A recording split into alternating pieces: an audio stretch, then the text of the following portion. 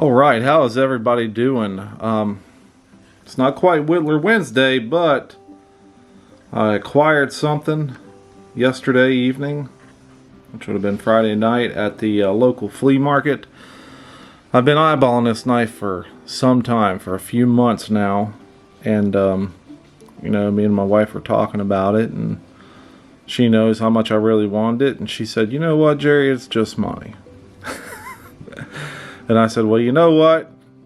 By God, let's go get her." So, like I said in previous videos, I got a guy I usually buy knives off of out at a local flea market every month, and he always gives me a really good deal. And he also knew that I've been wanting this. He knows what I like, and he knows what I've been looking at. So I was able to acquire this yesterday. This is the Case Large Stag Whittler.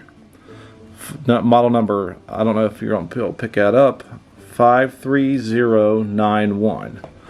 Come with the box. You gotta love it that it has the box, and you gotta love the artwork on these. Just beautiful, just a beautiful knife. Split back Whittler. Beautiful, just beautiful. Not a lot of flaws on this bad puppy for having 3 blades. There's a little bit of blade rub on the main blade here, but nothing too severe. And if we look, got the Case Brothers stamping on there, Bradford, PA. It's a 1990 model on that side, and on this side we got the tested XX 53091 on that main spear point blade. Now these other little small blades, they're not the easiest to get open at all, but got the half stops on the smaller ones, very similar to the GEC Model 59. If we look again, Case Brothers tested XX Bradford, PA on the coping blade. Nothing on that side. Now on the smaller pen blade here, what do we got on this one? Tested Case Brothers tested XX Bradford, PA as well. Again, it has the half stops on the smaller blades. Gotta love the half stops. Yeah, it is all in all just a beautiful specimen of a knife. If we look at this thing, it is pretty massive all the way up and up. We'll put her on the 6 here, and it goes all the way to the 14. So this thing is 8 inches open. Now if we look at the minor flaw is on this spear point blade. It does have some rubbage right here in this area. I don't even know if it'll pick up on the, yeah, there it is. But other than that, it's a pretty flawless knife. He did give me a good deal on this. He wanted a pretty penny for it, but as many knives I buy off of him, he did cut me a good deal. Let's see what this thing is closed. Let's see, 7 all the way to 11.5, so it's 4.5 inches open. The stag on this thing, though, the fat stag,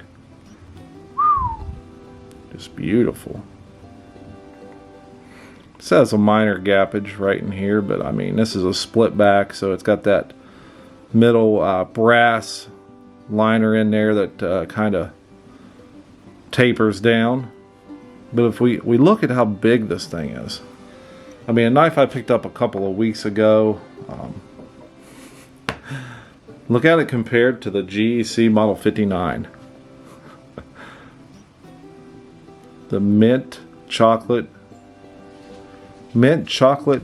jigged bone handles on this puppy. Well, if you look at the difference, I mean, this thing right here, from 7 to what, 12 and almost 3/4. So what is that, 5 3/4? 5 3/4 open compared to this bad puppy. I mean, whoa, look at the difference. We could definitely do some whittling though with both of these, couldn't we? This is just an immaculate knife. One thing I've been watching here lately, I always talk about the Pair 3 or the Benchmade 940 knives like that, and you know, those are just kind of good knives. But I really started getting back into these traditionals. One thing it didn't help is DLT dropping these stinking GECs. You know, doesn't ever help. But I've been watching videos, a guy named Warthogg with 2 G's on the end of it. Warthogg. That guy right there, if you want to see a traditional collection of slip joints, my lord, he's got them. I recommend everyone going and checking out his videos. The collection itself that he carries, I mean, it's insane, the amount of knives that he has, these big, large slip joints like this that he has acquired over the years, and it puts videos out all the time on them. You definitely won't go wrong by going and checking out his videos. Not at all, you know. This is one thing I want to look at here is this. We look at this spear point blade here, and I'm going to compare it to the GECs, or not spear point, the pin blade. Look at that. Look at the difference in those suckers. Man alive. Let's do the cutting length on this. We'll start at the 10. You know, the pin blade on the case is a full 2 inches, where on the GEC it's what, 1.5 inches? It's a half an inch larger. Yeah, I was lucky to be able to acquire this knife. This is something that I will have in my collection forever. You know, I'll never be letting this. The coping blade. It isn't easy to get open, but like I was saying, this is something that'll stay in my collection for a long time. We'll look at the length on this coping blade. So what do we got? 10 all the way to almost 12. Just right at 2 inches as well. So yeah. I don't even know if we really measured how long the spear point blade is, but if we look here, we'll put her on the 8. We'll do cutting length only. It goes to 11 and probably an 1/8, or 11 and, yeah, go 11 and an 1/8, so 3 1/8 inches long. Not too shabby, not too shabby at all. Yeah, it does have the long match strike pull here with a small nail nick pull here, the double X inlay there. But I don't think you're ever going to open this knife using that match strike pull. I don't even know how you would get your finger in there. But yeah, this is something to be sought after. This is a very good knife. Again, Warthogg with 2 G's. He has one of these and did a video on one a few months back. I forgot all about the video, and I actually, when I got this last night, I went on his channel and just looked to see if he may have had one of these, and he did a video on it, and I had previously watched it and just had forgotten all about it. So yeah, there she is in all of her glory. I couldn't wait to put up a video on this.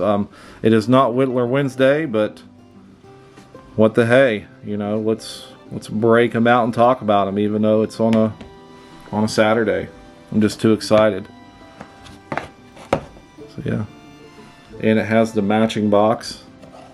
Man, you just can't beat it. Cannot beat it. Like, subscribe, leave a hate comment. Hell, I don't care.